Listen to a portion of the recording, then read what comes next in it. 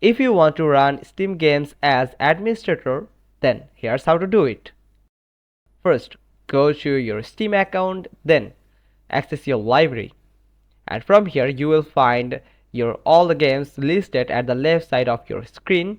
Click on your games and click on properties, and from here you will find some option available. Here click on install file, and in this option you will find browse option. Click on it, and here you will find the application on your file manager, and click on it, and here in the second option is run as administrator. Click on it, then this app will run as administrator. This is the games from Steam, and these Steam games will run as administrator as soon as you click on run as administrator.